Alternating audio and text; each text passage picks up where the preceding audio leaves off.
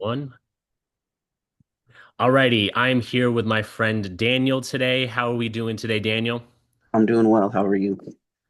Living life. I've seen a couple of your videos, seen you talk about a little bit about mental health. Um, I kind of want to dig a little deeper into maybe your thought process on some of these things. What do you think the biggest motivator of like depression and anxiety is in today's society, especially among children? I'll say the biggest motivator is physical health and poor parental skills. Physical health is easily one of the biggest contributors just for mental health across all ages. You see people with higher rates of obesity or visceral fat have higher rates of depression, anxiety. We're figuring out now your gut microbiome is your second brain. 92% of your serotonin is made within your gut. So living a healthy lifestyle will eventually lead you to having a better mental health side. So you got to live a physical healthy life to have a mental healthy life. And yeah, bad parental skills. So I think exposing children to social media, I think social media has way more cons than pros, especially for children. I don't think anyone under the age of 15, 16 should really even be on social media, should have access to the wide variety of things that they could see on the internet. I think it's very detrimental to children, just dopamine receptors, just scrolling all day, doom scrolling, not getting outside for physical activity, not making social connections, and just not living like how I guess we should be living, in my opinion. Yeah, that makes sense. I kind of agree with you on a lot of this information that you just shared because like I think the reality is, especially among our younger generation, I think social media has been like the biggest reason why we've seen I was about to say a slow, but it's been a rapid decline in like our mental health. Because like, people are always trying to compare each other. I think social media, you only post the wins, you never post the losses. You never see the backstory about like, you got 100 no's before you got that one yes. And I think that it's created like this fake narrative of, you know, everybody is constantly winning and it's your fault that you're not winning. And like social media does not do a good job, or at least it's not. I actually don't even think that it's incumbent upon social media. I think it's incumbent upon the people, the consumers, because like I think the reality is nobody does want to share those losses. Nobody wants to share those embarrassing moments. And like I get that to an extent, but then you're living this fake, or you're projecting this fake life where you don't show the struggle, and people see that and they say like, why isn't this happening to me, and that this is discouraging me. Do you think it would be reasonable to say like maybe uh limiting or completely removing access to social media at the age of 18 instead of just 16? Yeah, I mean, and then you're a consenting adult. I think it'll just be a little bit harder because I know kids when they get into high school, they kind of need a phone to just communicate with their parents and stuff like that. But I do think there should be some type of age restriction, whatever age restriction they decide on, 15, 16, 17, 18. I'm fine with it, but it definitely needs to be some type of restriction to it because it's just detrimental. You can't, there's no way you could name the pros that outweigh the cons for this for children because there's no need for them to be on Instagram, TikTok, YouTube, Twitter, Snapchat, all these things that are just feed into an algorithm to get you to continuously scroll and continuously just ruin your brain chemistry over time. I'll play devil's advocate here, just to maybe kind of like get a conversation or maybe understanding a little bit of your a deeper thinking. Yeah. So when you talk about like, setting restriction, then you're saying that it's incumbent upon the government, then you're trying to say like, okay, well, people don't have bodily autonomy or at least autonomy into like their own decision making. Um, I mean, what would be your, I guess, reaction to somebody saying like, it shouldn't be incumbent upon the government, it should be incumbent on the person themselves, even if it's just raising children? Well, we put restrictions on children all the time. Children can't vote, they can't own guns, can't own firearms, and no one really has full bodily autonomy. Like, I can't take my body and hurt someone else. Like, you don't have full bodily autonomy no matter what you think. So, I mean, I do think there needs to be some government step in it. Obviously, I'm not big for like big government, but there is times where the government is necessary to protect, especially the youth. And to do it, I think that would be a good incentive because I don't think we can rely on parents that much anymore to do it completely on their own. There needs to be some government oversight.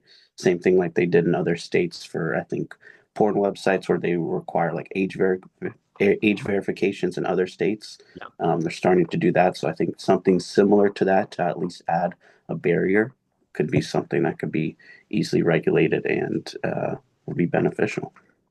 So when we talk about things like, children, it being detrimental to children's health, we also see it having an issue on adults as well, right? Like, children Mhm. aren't the exclusive ones that are only being impacted by this.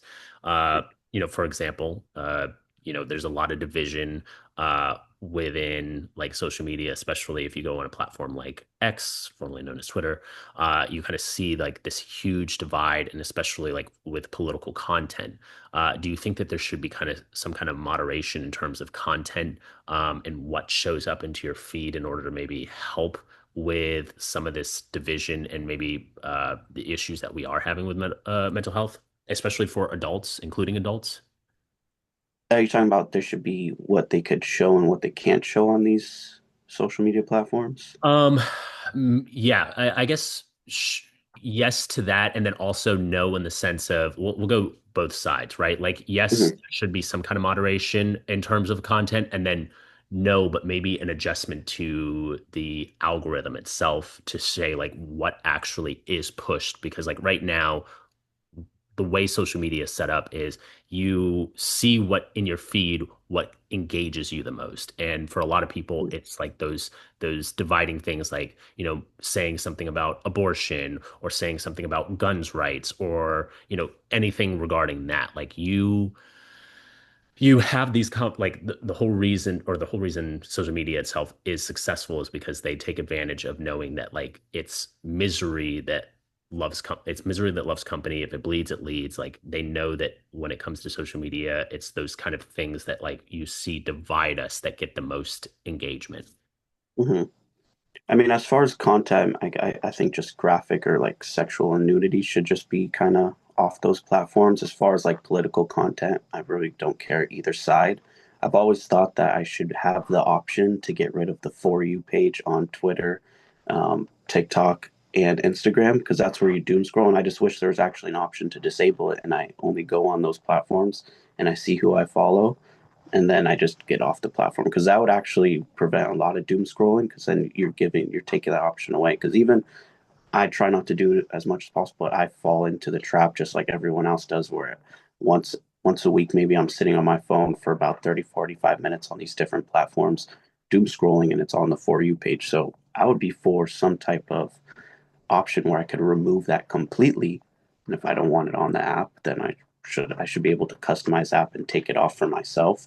But I don't think there should be something where someone's there moderating like, oh, we can't have this political view, because then you come into like type of free speech thing as long as it's not like graphic like nudity or like people like graphic like killing each other or something like that. I feel like that doesn't need to be on the platform.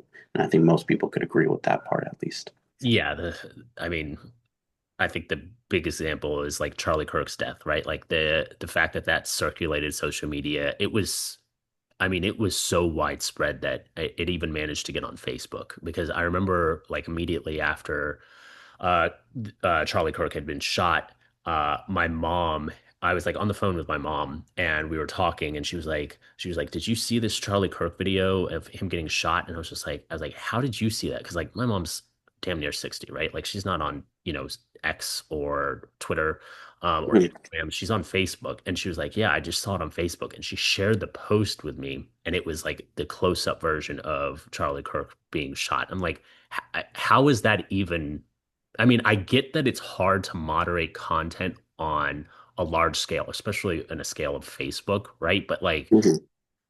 I don't know. I feel like there has to be a lot more work in order to get something like that like removed, because like why was that circulating as much as it was. But to maybe like talk about like the free speech of it all, right? Like I don't know if it's necessarily like the government's job to, or it's, I don't think it is the government's job to regulate like what Twitter and Facebook allows on their social media platforms, but don't you think that maybe it would be incumbent upon, X or on Facebook or Instagram to kind of like decide what it promotes? Because like I think the reality is like these are not government owned, right? They're not the town public square. Like there's terms of services. You agree to them once you add yourself to the app. So like them, and that's why they've always had the ability to remove people or add people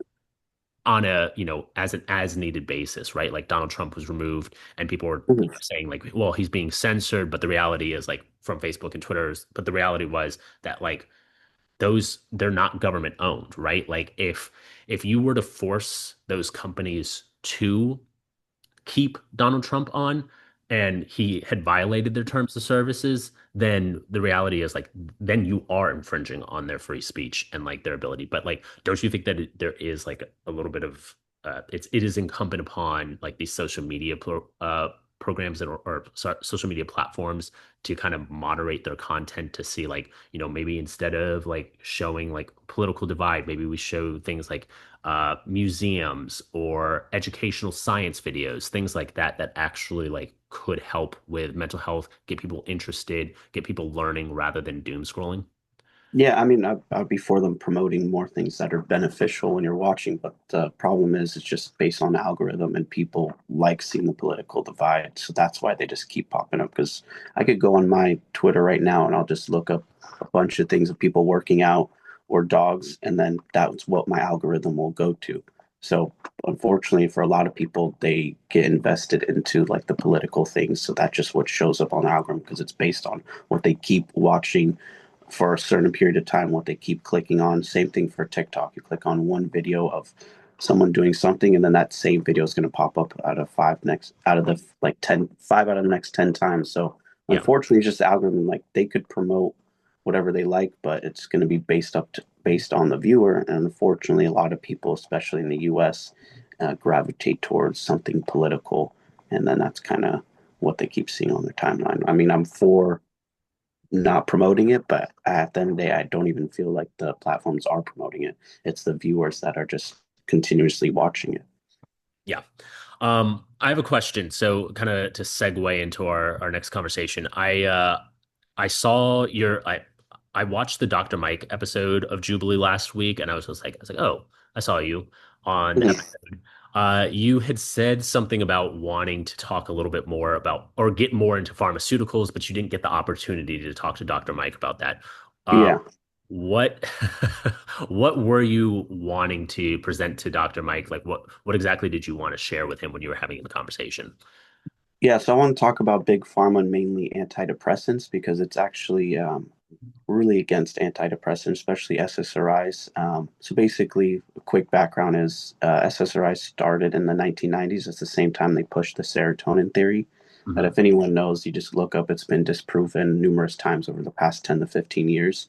And what they do with SSRIs is they prescribe you basically a brain altering drug with no test done on your brain. So it's based off no objective biological data. It's based all off subjective questionnaires, such as the PHQ-9 or the Beck Depression Inventory Scale. Yep. These are just forms that they'll ask you questions that are just completely subjective. You'll give a rating on a scale to like 1 to 4. It could change based on how you're feeling that day. And they'll prescribe you brain altering drugs based on these subjective um, answers that you give on these subjective questionnaires. Hmm. And we don't have what an objective baseline should be for the brain. We don't know what your serotonin to dopamine to norepinephrine ratio should be, what the baseline should be for a healthy brain.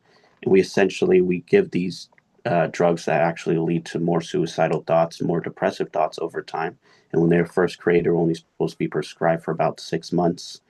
Um, and yeah, it's just, I think it's very detrimental, and Big Pharma kind of has a hold on it. It's a $20 billion a year revenue, what they get from just antidepressants alone.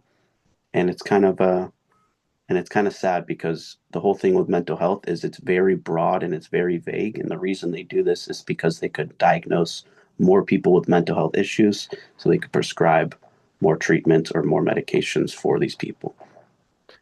I I think when it comes to pharmaceutical companies, right, like I think that the reality is that they do have to go through a lot of testing before they're even approved by the FDA and they can even go to public. I think when it comes to mental health, I think you're right. Like I think that a lot of what we need is, change of a habitat or healthier eating or healthier practices like going and working out. But, you know, I think that a lot of people then, if that doesn't work or they don't have the time to maybe go and work out, right? Like maybe somebody works 12 hours a day and they're too exhausted to go to work out.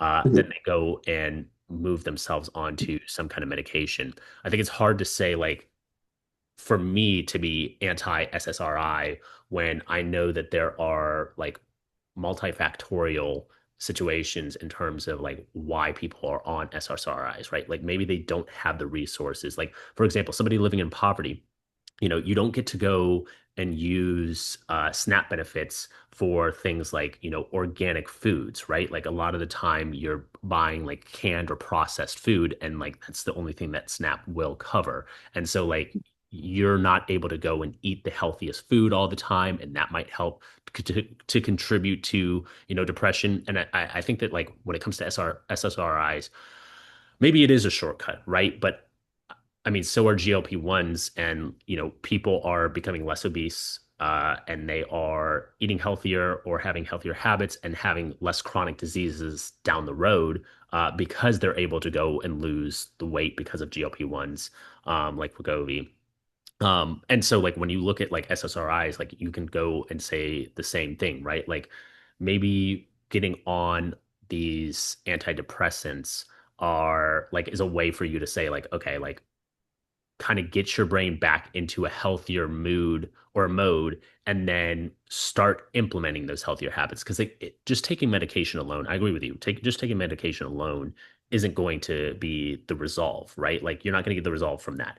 You have to go and create healthy habits, like maybe finding a hobby or maybe doing talk therapy. Like it's in supplement to having an SSRI that would help, but like maybe the SSRI will be that thing that like will kind of be the uh the springboard to get you into the place where you need to be.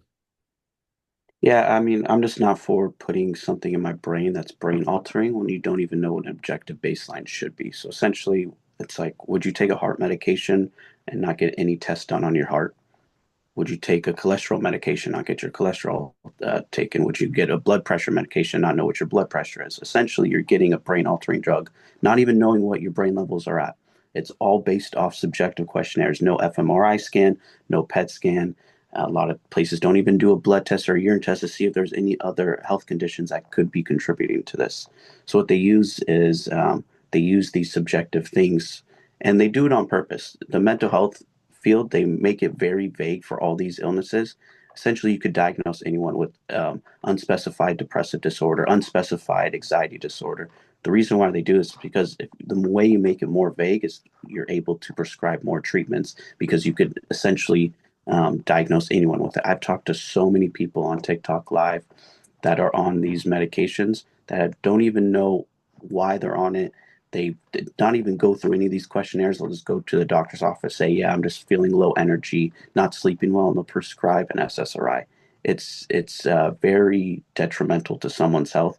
So you're essentially changing your brain chemistry, and you're not knowing that they've even ran studies that if you next to a placebo pill, it has a marginal benefit, and the risk of an SSRI compared to a placebo pill is way greater than just a placebo pill. And you have the same benefits because a lot of it's you give them this pill and you'll tell them, hey, this is going to make you feel better. And you already start telling your mind when you take this pill, you're going to start feeling better. You start tricking yourself. And essentially, it rations the availability of serotonin within the brain. So it blocks the receptors, so it rations the availability of serotonin within the brain. But it never increases the overall serotonin within the brain. It doesn't increase the production of it. It just keeps it there for a longer period of time. But it's weird because when people take these, that happens instantly. But 2 months later is when people start feeling better. So the serotonin actually rations in their brain almost instantly after they take these within the first week, but they don't feel better to 2 months later. So it also goes back to my point where the serotonin theory has been disproven. So we're basically prescribing things off a theory that's been disproven at least 10 to 15 times. Psychology Today, Psychiatric Times, University of Michigan, UCL of London. These are all psychiatric institutions or mental health spaces that have ran studies and disproven the serotonin theory. So we're basically stuck in this old way of thinking. And my theory is that if you look at the exact time that these studies came out, proving the serotonin theory, is the exact same time the antidepressants dropped, which was in the 1990s. So, So when it comes to individuals just going to a psychiatric hospital and or a doctor and just filling out a questionnaire and getting medication, I think that it's difficult because like the reality is like, these are mental health professionals. They are individuals that like do the research. But I think that you also have to be your own advocate and your own biggest cheerleader because like you know your body better than the individual. And so I think that like when it comes to prescribing SSRIs, when it especially with doctors, you're right. It takes between 6 to 8 weeks. Like if you go on something like escapalapan, which is like Lexapro, if I'm not mistaken, you will see like I believe that's not an activator because like those are individuals that are generally on that have anxiety. And so like there are other medications that you could get on that are activators that like if you're having depression, right, like you are low energy, you take this medication and it's an activator and it helps you to gain energy, kind of move around. Whereas like a Lexapro just helps with like anxiety, or a propanolol will help like with blood pressure. Because like I think that's what they also supplement Lexapro with a lot of times is from what I've seen was propanolol because that helps kind of mitigate the whole anxiety inducing situation where it helps to like lower your blood pressure and your heart rate. Um, and so, but I like going back to what you said, I think that like there are bad doctors or there are doctors or nurses or nurse practitioners or PAs that aren't necessarily the best. Like I agree with you. Like sometimes they do just fill out a questionnaire. I think that the reality is like some of these doctors need to go and spend quality time with their patients. A lot of them will spend like maybe 5, 10 minutes, maybe go over some of your test results, and then like in terms of like the questionnaire that you filled out, and then kind of just prescribed you based off of that. In terms of testing, I kind of agree with you that there needs to be a lot more testing in terms of like where you start when you're on like before you start the medication and then after you've gotten on the medication. I think that that would bring a lot more transparency and see if like you can have like those positive effects that will help show like your path to rejuvenated mental health because like you're right. We don't do a lot of these PET scans or CT scans in order to make sure, like, see what your brain chemistry is when you do get on these medications. Um, but I think that also when it comes to a lot of depression, because it is multifactorial, right? Like it's not just a lot of times it isn't a chemical imbalance. A lot of times it is like maybe the environment that you're in or it's situational, but like these medications do help in order to kind of mitigate, you know, um your symptoms and then kind of help you get through your mental health. so if it's not a chemical imbalance, I'm just going to push back a little bit. If you say Okay. it's multifactorial and it's not always a chemical imbalance, Yeah. then wouldn't it be safe to say or fair to say that we should test for it before we prescribe something that changes the balance of chemicals within your brain? Because it's multifactorial. Because it would be completely it'd be detrimental to something. Imagine someone's chemical imbalance is perfectly fine. There's nothing wrong with it. Serotonin, dopamine, norepinephrine, it's all leveled out good, but they're feeling depressed, and we're like, hey, you know what? We're actually going to change that without even testing it. But actually, it's just the environment you're in. Your diet's terrible. You don't have any good social connections. You're not liking your job right now, your relationship, and that's probably why you're depressed. It has nothing to do with your chemical imbalance. Yeah. But we're not going to test for it. We're just going to prescribe something for it and actually change it. don't you think that's kind of detrimental?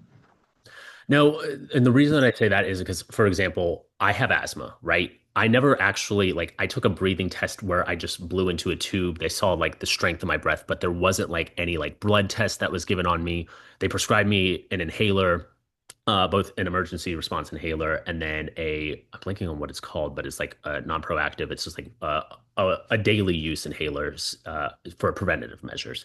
Preventative measure one worked like a charm. I have maybe had one asthma attack in the past 2 years, and had to use like an actual like emergency inhaler, whereas like the daily inhaler like I take every single day. That wasn't anything that like I tested for. I took a breathing test and like that was the extent of the testing that they gave me, and it helped to resolve. Did it change the chemistry? Yeah. So I think it's hard to do it all the time. I think that like it's incumbent upon the doctors themselves in order to go and do the research and see like what is causing the issue. And not just do like, those questionnaires that you're talking about, but like actually sit with a patient, see if it is something that's like a situational, and then if they do end up having to go and give them like some kind of medication, trying to see like what exactly works for them. Because like sometimes Alexapro doesn't help, so then you have to go into something like a buspirone, right? And so like going and changing or seeing like what kind of medications that you get on is important. Yeah, well, the thing is, you said you took a breathing test, and that's how they established that you had asthma, and then you prescribed a medication to prevent the asthma from coming out. Yeah, but it wasn't Essentially, like, you go said ahead. you had some type of test done to see if you have asthma or not, Aren't correct? those questionnaires tests though? No, I'm saying your test for asthma. I'm saying you did a breathing test to see if you had asthma, correct? Yeah. Yeah, Yeah. So then that doesn't correlate to how they prescribe any of these medications at all. I think it does. That, I, not really, because at the end of the day, you're actually seeing that you have this thing based on a physical test that you're doing on yeah. a PHQ-9 or Beck Depression Inventory scale. That they said, oh, what was your mood on a scale to one to this? Did you feel like getting out of bed? How was your connection? It's all subjective. It's to be frank, it's all bullshit because they do this on purpose. But at Wouldn't least you the knew breathing you test had. be the same thing? What was that? I said, wouldn't the breathing test be the same thing? It wasn't like anything where they went and actually checked like the chemicals in my body or checked anything did my any kind of blood work. When it came to the breathing test, I literally just blew into a tube. They saw the strength of my breath. Maybe I had a good day versus maybe, another day I would have had a better day, right? Um, Mhm. so like, wouldn't that be the same thing where it's not like an in-depth test like you're referencing? Saying like, oh yeah, like you do have to do like, a CT scan to actually go and see into your brain and see the chemical imbalance if there is a chemical imbalance. Wouldn't that be the same thing for my asthma? They didn't do like this comprehensive test. They had me breathe into a tube, saw the strength of my breath, but that was the extent of it.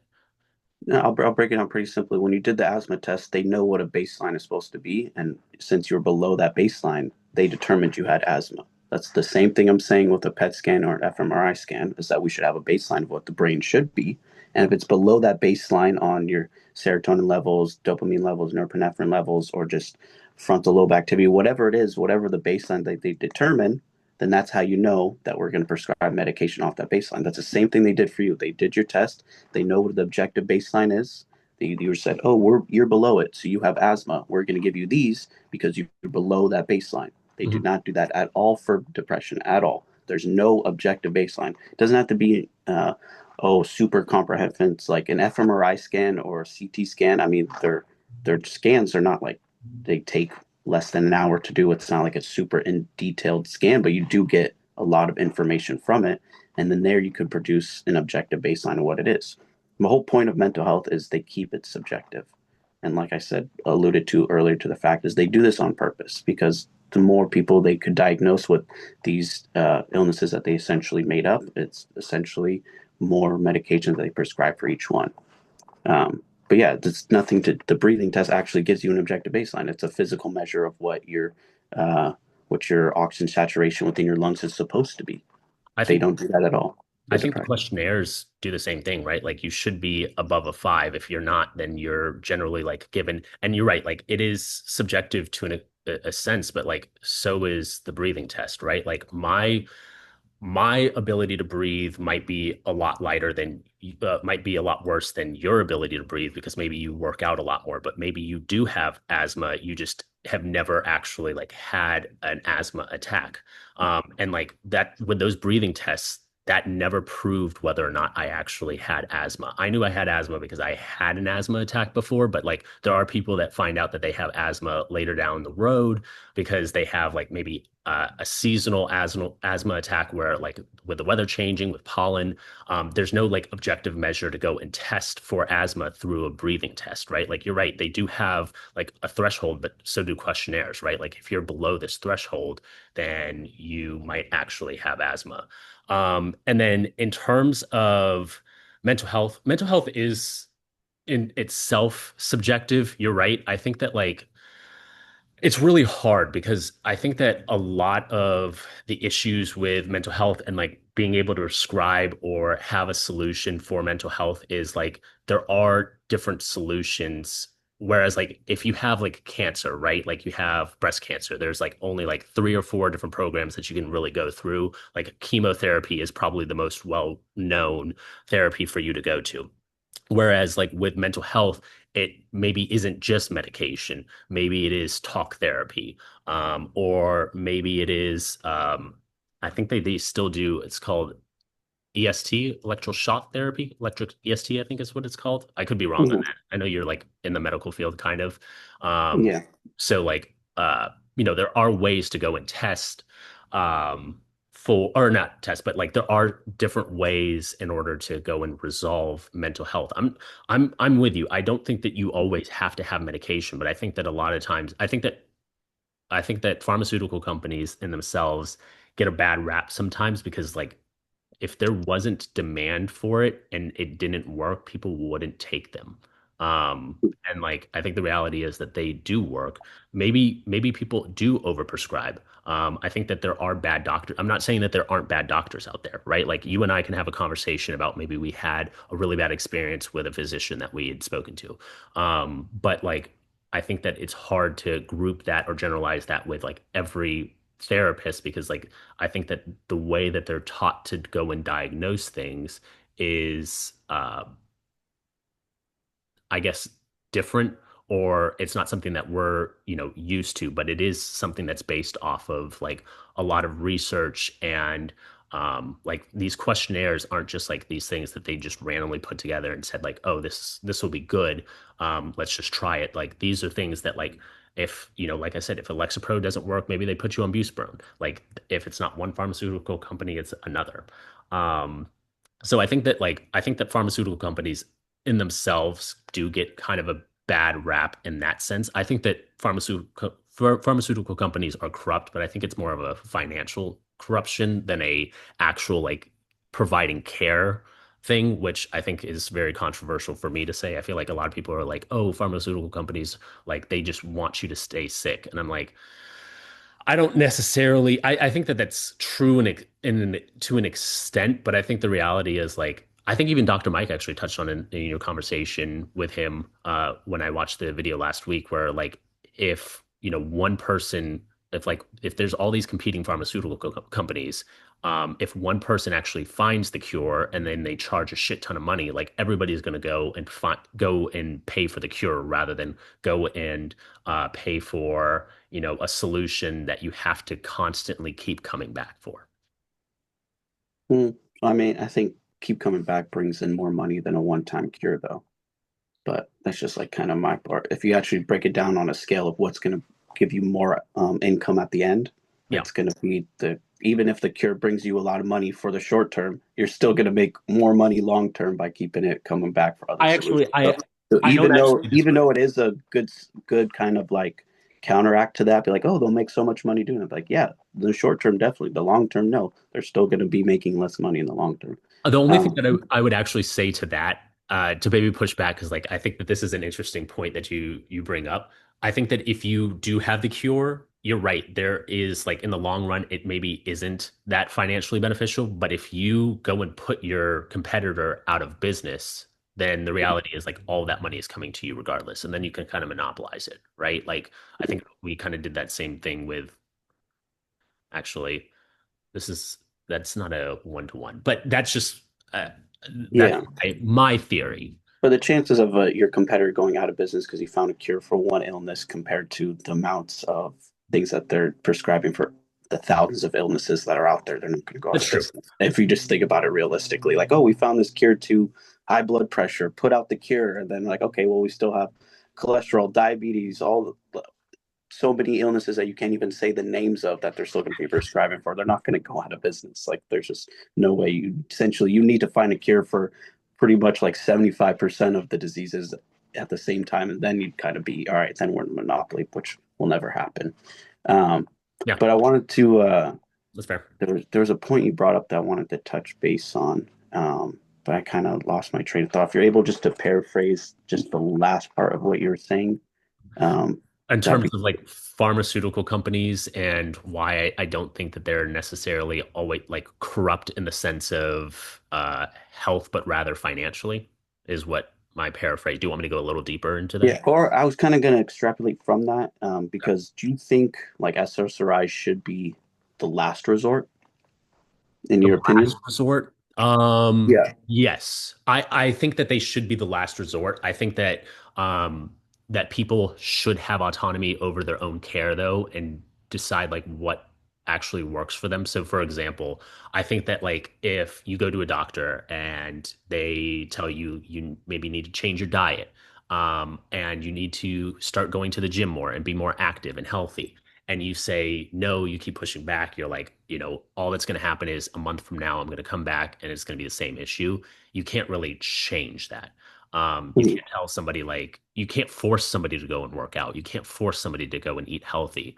If they want to use like an SSRI, then like, I think the reality is like, you can't, I don't think that it should be the doctor's place to say like, oh, I'm not going to prescribe you just because you won't change your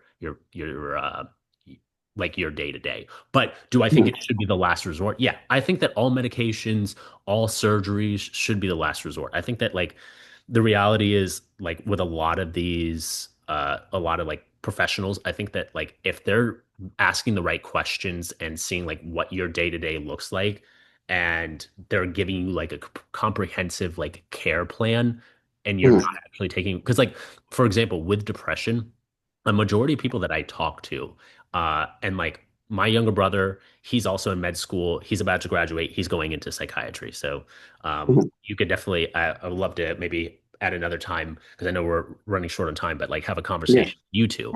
Mhm. Because I think that would be really interesting. But when I was talking to him, a lot of people, like when you go to a therapist, their first inclination is like is it situational?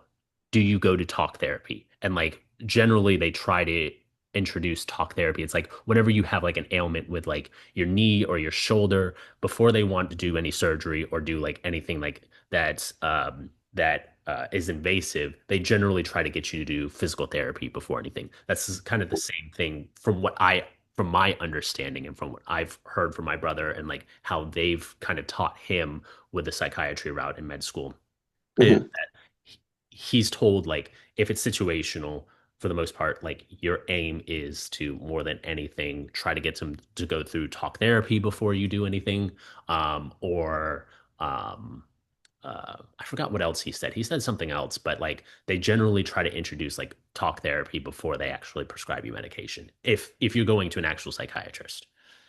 Do you think the majority of people that are on SSRIs actually use it as a last resort? Like, do you think if you just think No, about it realistically, because no, I'll tell you, I talked to so many people on it, and they'll all agree with this statement that medications should be the last resort. yeah, And 99.9% of people, and I feel like I could say that confidently, don't do everything first before the medication. They don't change their lifestyle, I their agree. diet, their sleep, their hydration, their sun intake, their social connections, Yeah, get hobbies, reduce social media, work for a new job, maybe get some connection spiritually. I'm not saying you have to be a certain religion, but that helps a lot of people. They don't even try that route. yeah, Don't pick up a new hobby. They don't do any of these things. yeah.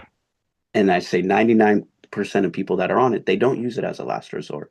And I think that's a very big problem. I And agree. see, I would be a lot less against it if that was the case where I see all these people like, oh, I've done this,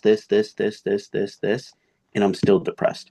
Because I could guarantee you by the end of the line, if you do at least try all these things, you won't need the medication. Then I could almost guarantee that for 99% of people, I agree. unless you're the only time I'll give you the exception if you have a traumatic brain injury, and Yeah. there's actually something wrong with your brain.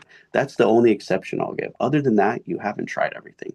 And the fact is, because we live in the US, people are lazy. Yeah. They're kind of programmed to take a pill for anything that fixes it. Yeah. And that's a big part on the pharmaceuticals because like I said, you watch TV for an hour, there's gonna be five pharmaceutical ads that come up. You're Mm. programmed into this slowly. And that's why Big Pharma, they do this on purpose. I think they spend, I think, $12 billion a year on ads on TV and they make $900 billion a year or like 700. So it's like a drop in the bucket.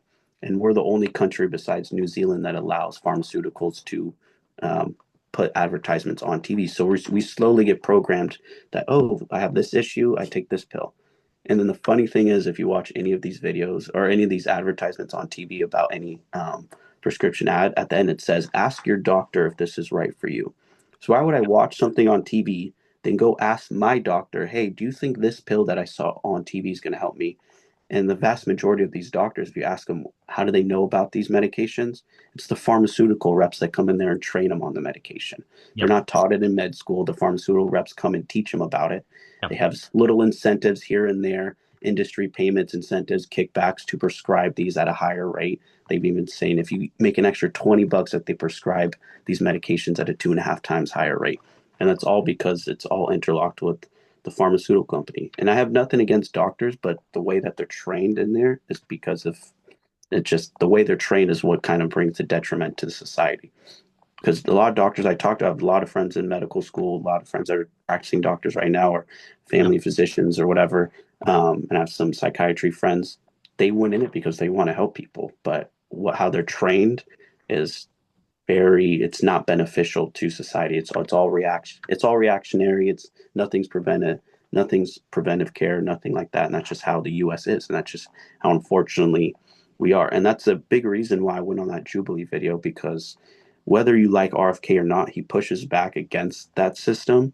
And whether you say, oh, these policies are good or not, just the fact that he's pushing back against a system that has kind of damaged millions of people over a span of years, Mhm. regardless of if you agree how he's doing it, that's at least a push that I believe in the right direction. Question, because you just said preventative care. So are you pro-vaccine or no? Some vaccines, yeah. Okay. Yeah, so there's I'm against some, but then so here's my thing.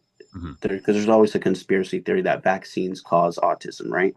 Right. I think it's even a bigger conspiracy theory to say vaccines do not cause autism at all. I think there is some correlation. I think it's even bigger to put all your trust in something like I think that's more conspiratorial than me saying, okay, they probably have some negative side effects and they could lead to some detriments in children's health or other people's health. But are they necessary? Well, absolutely. You need vaccines and antibiotics are probably the two like most promising things that happen in the medical industry that because they actually either prevent or address the root cause of what you're dealing with. Yeah. Kind of push back on the autism thing.